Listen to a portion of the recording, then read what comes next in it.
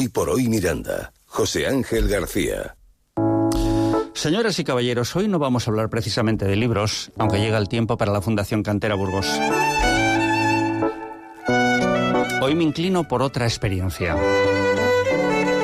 Dicen que es una serie de dibujos organizados en viñetas que narran una historia y también se refiere a la revista o libro que contiene estas historietas. Para crear el relato se combina la narración gráfica con elementos textuales como bocadillos o globos de diálogo y a menudo incluye efectos de sonido mediante onomatopeyas. ¿De qué estamos hablando? Del cómic. Laura Preciado, un placer saludarte. Muy buenos días. Buenos días. Esta semana, a primera hora de la mañana, no he recibido una información vinculada con el libro. ¿Por qué? Porque cambiamos hoy el argumento, ¿no? Efectivamente, hoy no hemos traído un libro, el famoso libro de la semana de la biblioteca, sino que hoy he venido muy bien acompañada con un gran artista que ha dibujado un cómic, esto que has presentado también, un cómic que cuenta la vida del profesor Francisco Cantera. ¿Cómo se gesta este proyecto? Bueno, pues este proyecto es un poco también derivado de la gestación de la propia biografía del profesor, que se ha presentado, como sabes, este año en la Fundación Cantera, y queríamos hacer llegar esa biografía a un público más específico, que es el público infantil, ¿no? A los chavales. Entonces se ideó un cómic dirigido a sexto de primaria. Teníamos la biografía, después la adaptación al texto, al guión, y nos faltaba pues el dibujante, que es el gran protagonista del cómic y que es nuestro invitado de hoy, Ricardo Dulanto. Ricardo, un placer, muy buenos días. Igualmente, buenos días. La maravilla del cómic es que yo creo que para ser una persona que hace muy buenos cómics hay que saber estructurar muy bien, porque hay que hacer mucho en muy pocas páginas, hay que captar la atención con mucha potencia. No son 300 páginas para desarrollar una historia como en una novela. Y esto exige tener muy claro qué se quiere hacer, ¿no? Pues sí, efectivamente. Bueno, como veo que tú hemos estado hablando antes acerca del cine, del cómic de historietas, el cómic reúne en sí mismo el grafismo, claro, la literatura, la maquetación y la síntesis. Es decir, que una viñeta, como dicen, una imagen vale más que 1000 palabras, y si va acompañada pues de texto, pues reúne bastante más información. Yo siempre he dicho que es una excelente puerta de entrada para el mundo de la literatura, ¿no? Sobre todo para aquellas personas que un libro se les puede atragantar en un principio. Me parece que es un peldaño muy interesante para subir previamente, ¿no? Pues mira, creo que has dado en el clavo. Yo hablo de mi experiencia personal. Yo ya tengo mis añitos, entonces recuerdo los mediados de los 50, ya ha llovido, en el cual tampoco tenías acceso a libros, porque empiezas a leer más tarde, a Julio Verne, a Salgar y tal, pero la introducción proviene de lo que eran historietas, entonces claro, quizá el Pulgarcito o el Tebeo o el Tío Vivo, y fundamentalmente los superhéroes. En este caso quiero rendir un homenaje al Capitán Trueno, que gracias a Víctor Mora y a Ambrós nos trasladó por infinitos mundos, viajando en globo, culturas chinas, sí, indias, africanas, y eso te iba enganchando a lo que es la posterior lectura. Estoy de acuerdo con ese argumento. Yo soy un poquito más joven, tampoco demasiado, pero un poquito más, y sí es verdad que formamos parte de una generación que tener un cómic, bueno, en su momento era TVO, la palabra cómic apareció en nuestro diccionario mucho más tarde, estamos de acuerdo, ¿verdad? Totalmente. Porque sí, nadie utilizaba ese término. Es un anglicismo innecesario. Innecesario, sí. Como otros muchos, ¿no? Pero es verdad que nos fuimos introduciendo, divirtiéndonos en la lectura, y a mí me parece que ese fue un camino muy bonito para todos nosotros. En una sociedad en la que no se viajaba demasiado, formamos parte de una generación que no, como ahora, no salía demasiado de su ecosistema, en este caso Miranda, y de repente era una ventana al mundo, ¿no? Pues es que sería como para hacer 3 programas esto, porque yo recuerdo aquello que el episodio semanal que salía de la historieta, por llamarlo de alguna manera, la esperábamos todos los niños, pues con fruición para poder leerla. Es más, nos las pasábamos de unos a otros porque tampoco teníamos capacidad adquisitiva. El intercambio, es verdad. El intercambio, y luego acudíamos a un carrillo, se llamaba carrillo, sí, ahí pues a cambiarlo, Y bueno, pues esperábamos a la semana siguiente y bueno, yo recuerdo todavía mis grandes ídolos y hasta sus enemigos y amigos. Eso me ha dejado un pozo para toda la vida. Ricardo, carrillo, una palabra muy mirandesa. Claro. Muy de aquí, sí, ¿verdad? Sí, yo cuando fui a Madrid me extrañó mucho que no hubiera carrillos. Además, una serie de términos como los richis, que eran los panecillos, o, bueno, me acuerdo, aunque no sea del tema que estamos tratando, que acudí a una pastelería y pedí un falangista. Me miraron como... ¿De dónde viene este hombre? Claro, y aquí los falangistas eran pues lo que llaman cristinas, rellenas de nata, en fin, eran dos mundos diferentes. ¿Te gusta más ser un autodidacta, una persona que elabora en un guión absolutamente todo, guión y dibujo, o te amoldas también bastante bien a que alguien haga un guión y a partir de ese momento tú elaboras la estructura de los dibujos? ¿Dónde te sientes más cómodo? Bueno, estamos tratando, como es normal, de la historieta de hoy, pero claro, y yo he escrito muchos más libros, simplemente lo que puede ser una novela ilustrada, es decir, 20 páginas, 30 páginas y luego una viñeta. Pero yo hasta ahora he sido un Juan Palomo. Yo todo me lo guiso y me lo como. Yo me lo escribo y lo dibujo porque lo veo...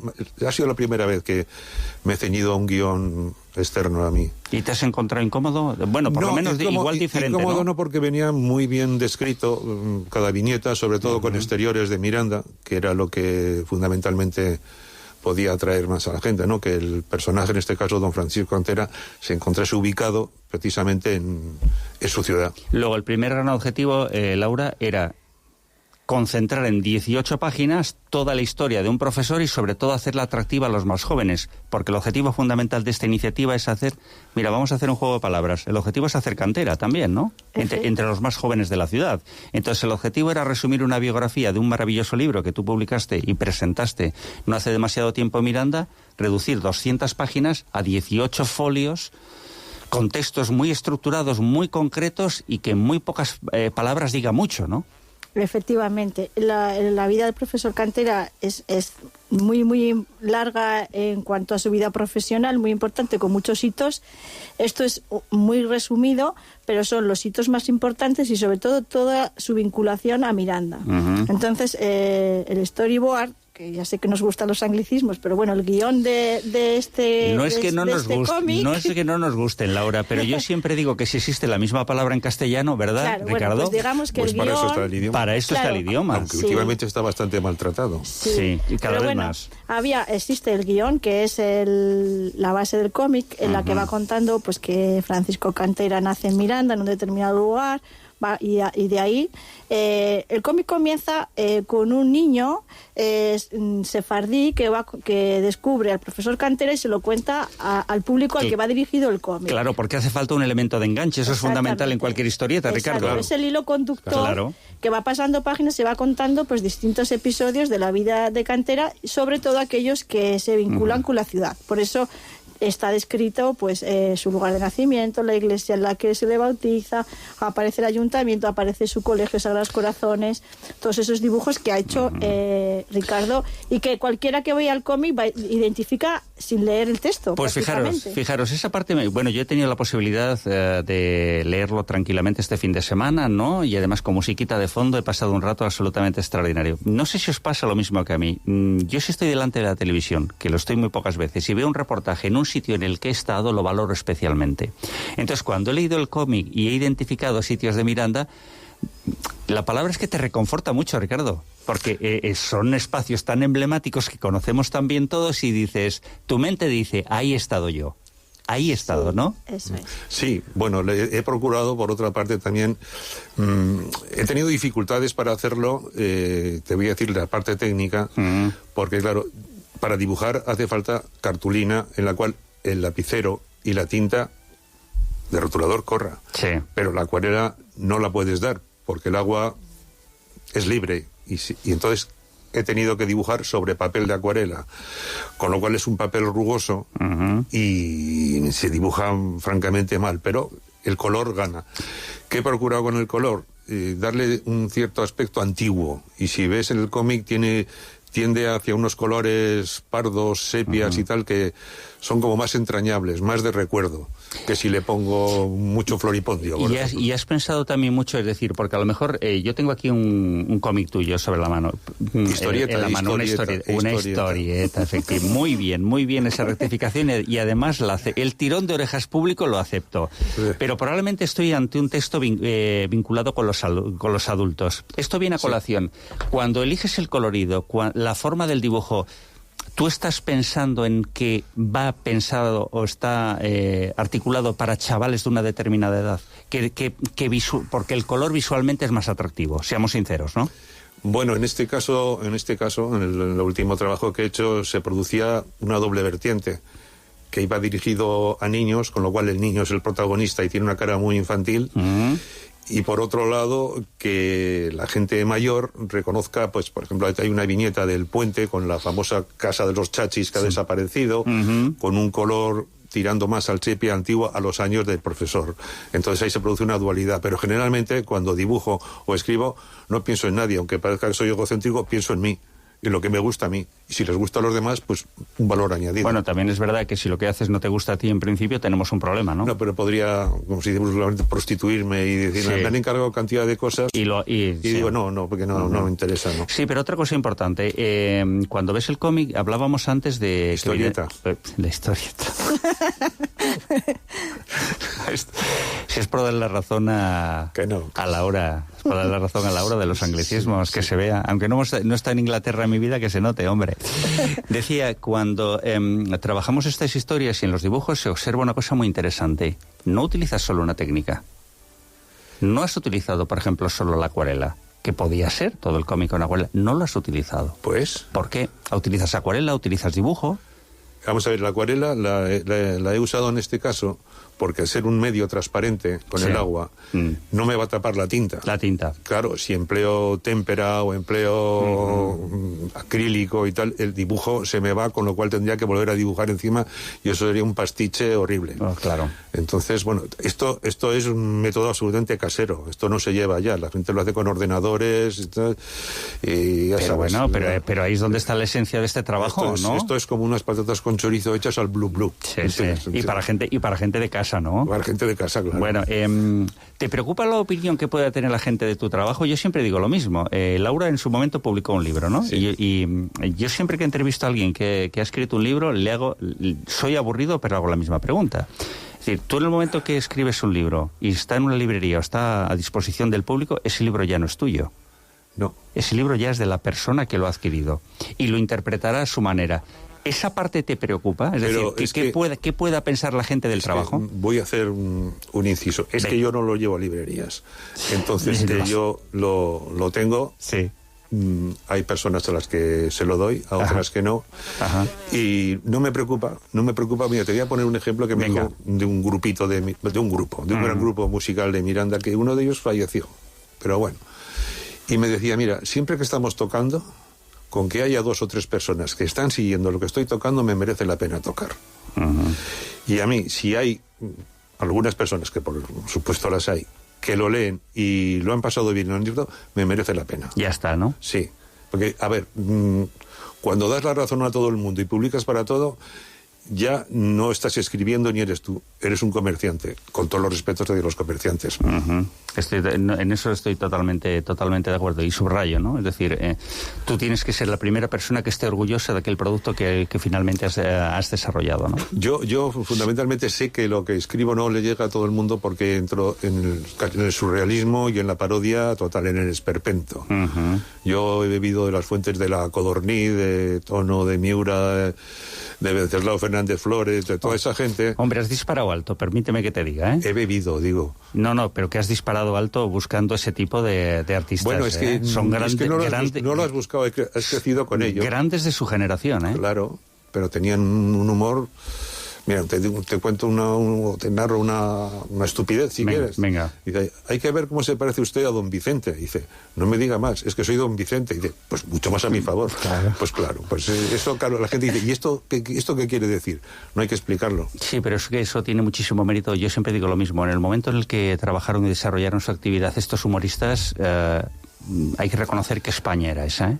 con lo cual me parece que su trabajo todavía había que valorarlo muchísimo más. Yo también he sido lector y tengo algunas publicaciones de La Codorniz todavía. Perdona, hace 3 años saqué un pequeño libro con 200 viñetas, chistes míos, se llamaba La Butarda, que es la butarda con un paralelismo con la codorniz.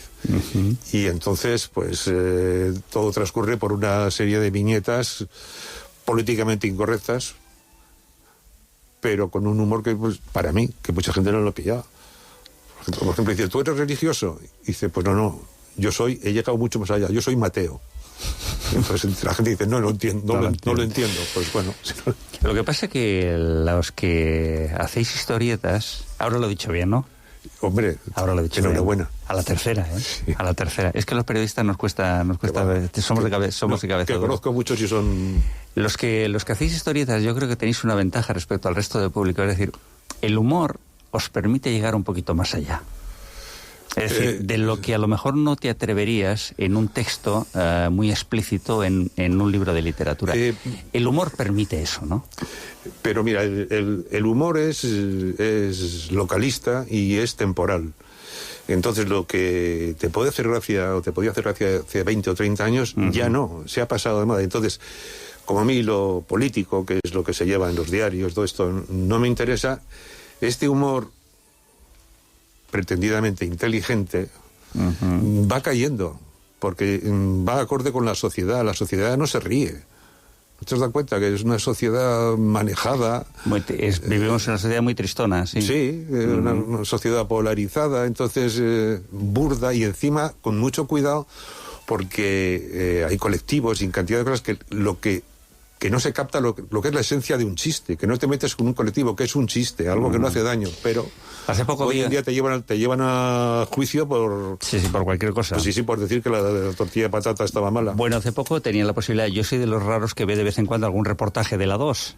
No, yo soy asiduo, somos dos raros. Creo que somos dos raros, ¿no? Y entonces alguien hacía un análisis de la España de los años 50 y los años 60 y decía, una de las principales diferencias que observo respecto a entonces es que la gente, tú ibas por las calles, estaba trabajando y cantaba. Es decir, había una especie de alegría que ahora no se percibe en esta sociedad, al hilo de lo que comentabas hace un minuto, ¿no? Sí, mira, dentro de no sé, 10 o 12 días hay una reunión en Miranda, lo que llaman Los Quintos, que yo como vivía en Madrid no sabía esto muy bien, pero bueno, uh-huh, me he apuntado sí, a... Bien hecho. He apuntado a Los Quintos de 50 y entonces creo que le van a sacar un artículo que he escrito largo, se llamaba Aquellos bares. Ajá. Y yo, que en Madrid pues la cosa era como más impersonal, y recuerdo en los bares pues estar tomando una cerveza o un vino y estar allí 2 o 3 señores con una cara absolutamente congestionada, mirándose a los ojos, cantando Los Chopos de la Ribera, a ver quién gritaba más, ¿no? Entonces, es una cosa que se ha perdido, sí. Desgraciadamente. Laura, la presentación es esta tarde. ¿Cuándo y dónde y cómo? Bueno, la presentación del cómic, que tengo que decir que no es exactamente de humor. Historieta. La historieta. Tírate, bueno, ahora efectivamente, ahora el fallo ha sido mío. Ahora me he llevado yo la colleja. Ya que me has tirado a mí 2 veces de las orejas, sí, ahora que le toque a Laura. Bueno, pues la presentación de esta obra, esta historieta de esta tarde, que en la que se ha sentido Ricardo Delanto cómodo, pero que es verdad que como artista es una faceta distinta, porque ya le pasamos el guión y ha hecho el dibujo, no está en clave de humor, sí que está en clave infantil, juvenil, pero que en cualquier caso, cualquier persona que lea el cómic, tanto niños como adultos, va a disfrutar de la vida del profesor, y que es una puerta abierta a la biblioteca, ¿no? La última página, quien lea el cómic ve que es este niño sefardí que nos cuenta la vida del profesor, que es hijo predilecto de Miranda, que fue un gran hebraísta, todos los datos que conocemos, pero que nos lleva a conocer un poco más. ¿Y cómo se conoce un poco más? Pues yendo a la Fundación Cantera y conociendo su biblioteca. Es un poco el objetivo. Se hará esta tarde a las 8 en la Casa Municipal de Cultura. Muy bien, y una vez que se haga la presentación de ese cómic, ¿qué va a pasar con él? ¿Qué vais a hacer? El cómic va unido a una guía didáctica, a una que en el mundo educativo de hoy se llama situación de aprendizaje. Es una especie de cuestionario, de preguntas, de una actividad escolar para que los chavales, los niños y las niñas de sexto de primaria lean el cómic y después le saquen un poco de jugo, ¿no? ¿Y cómo le van a sacar jugo? Pues contestando a esas preguntas para saber qué han entendido o qué han aprendido del profesor Cantera. Entonces esto ya dependerá de cada colegio de Miranda que desarrolle esta actividad de una manera u otra según ellos tengan criterio. Y todo esto en una maravillosa historieta de 18 páginas, ¿no? Claro, efectivamente. Entonces hoy, además de la presentación de la historieta, se va a hacer entrega a todos los colegios de Miranda que tienen escolares de primaria, pues de un número de ejemplares para que lo trabajen en los colegios. Después habrá un camino que recorrer, cada uno lo utilizará como quiera, y después la Fundación sí que tiene pensado, ¿no?, pues cuestionar o preguntar a esos colegios cómo ha ido, ¿no?, esa actividad, qué han pensado los niños, y dar el paso de ir a la biblioteca y conocer los libros del profesor. Señor Dulanto, quiero plantearle un reto. ¿Lo acepta usted? Sí. El reto es muy sencillo. Sí. Yo creo que la gente que forma parte de nuestra generación es una de la gente que más radio escucha a Miranda, ¿de acuerdo? Y yo creo que un día podemos hacer un repaso precisamente al mundo de la historieta y de los tebeos, Sí. de esa etapa. Y yo creo que va a ser un recuerdo muy interesante y muy gratificante porque va a haber muchas personas en Miranda que se van a sentir, yo creo que plenamente identificados. ¿Se acepta el reto? Se acepta el reto, pero voy a poner una condición. Venga. La duración.